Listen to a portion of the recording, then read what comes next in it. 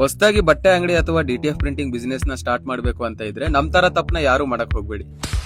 Welcome to the part 2 of DTF printing series of ಮ್ಯಾನ್ಸಿಕ್. So ಈ part ಅಲ್ಲಿ last video ಅಲ್ಲಿ ತಿಳಿಸಿದ ಹಾಗೆ ನಿಮ್ ಪ್ರಾಡಕ್ಟ್ ನ ಯಾವುದೇ ರೀತಿಯ ಕೊರಿಯರ್ ಏಜೆನ್ಸಿಗೆ ಟೈ ಅಪ್ ಆಗದೆ ಇರೋ ಹಾಗೆ ಕಸ್ಟಮರ್ ಗೆ ಯಾವ ತರ ಕೊರಿಯರ್ ಮಾಡೋದು ಅಂತ ತಿಳಿಸ್ಕೊಡ್ತೀವಿ. ನಾವು ಕೊರಿಯರ್ ಮಾಡೋದಕ್ಕೆ ಯೂಸ್ ಮಾಡ್ತಿರೋ ಪ್ಲಾಟ್ಫಾರ್ಮ್ ಡೆಲಿವರಿ. ನಿಮ್ಮ ಅನುಕೂಲದ ಪ್ರಕಾರ ಯಾವ ಪ್ಲಾಟ್ಫಾರ್ಮ್ ಆದ್ರೂ ಯೂಸ್ ಮಾಡಬಹುದು, like Shadowfax, Ekart, DTDCL, post office etcetera. So coming to the point, courier ಮಾಡೋದಕ್ಕೆ just go to the delivery pickup website and ಅಲ್ಲಿ ಕೇಳಿರೋ ಮಾಹಿತಿನ ಫಿಲ್ ಅಪ್ ಮಾಡಿ ಕೊರಿಯರ್ ಚಾರ್ಜಸ್ ನ ಪೇ ಮಾಡಿ ಡೆಲಿವರಿ ಏಜೆಂಟ್ಸ್ ನಿಮ್ ಹತ್ರ ಬರ್ತಾರೆ, ಪ್ರಾಡಕ್ಟ್ ನ ತಗೊಂಡೋಗ್ತಾರೆ. 6 to 7 ಡೇಸ್ ಅಲ್ಲಿ ಕೊಟ್ಟಿರೋ ಅಡ್ರೆಸ್ ಗೆ ತಲುಪಿಸ್ತಾರೆ. ಸೊ ನಾವು ಮಾಡಿರೋ ಮಿಸ್ಟೇಕ್ ಏನು ಅಂದ್ರೆ ಸ್ಟೋರ್ ಗೆ ಒಂದು ವೆಬ್ಸೈಟ್ ಮಾಡಿದ ಹಾಗೆ ಡಿಸೈನ್ಸ್ ನ ಮಾಡಿ ಪೋಸ್ಟ್ ಮಾಡ್ತಿರೋದು. ಇದರಿಂದ ಕಸ್ಟಮರ್ ಗೆ ಯಾವ ತರ ಆರ್ಡರ್ ಮಾಡ್ಬೇಕು ಅಂತ ಗೊತ್ತಾಗ್ತಾ ಇಲ್ಲ ಅಂಡ್ ನಮಗೂ ಎಲ್ಲಾ DMs ಗೂ ರಿಪ್ಲೈ ಮಾಡಕ್ಕೂ ಟೈಮ್ ಸಿಗ್ತಾ ಇಲ್ಲ. ಸೊ ಅದಕ್ಕೆ ನಾವು ಡಿಸೈಡ್ ಮಾಡಿದೀವಿ ನಮ್ ಸ್ಟೋರ್ ಗೆ ಒಂದು ವೆಬ್ಸೈಟ್ ಮಾಡ್ಬೇಕು ಅಂತ. ನೆಕ್ಸ್ಟ್ ಪಾರ್ಟ್ ಅಲ್ಲಿ ನಮ್ ವೆಬ್ಸೈಟ್ ನ ಯಾವ ತರ ಮಾಡ್ಕೊಡ್ತೀನಿ ಅಂತ ತಿಳಿಸ್ಕೊಡ್ತೀನಿ. ನೆಕ್ಸ್ಟ್ ಪಾರ್ಟ್ ನ ನೋಡ್ಬೇಕಂದ್ರೆ ಈ ಅಕೌಂಟ್ ನ ಫಾಲೋ ಮಾಡಿ.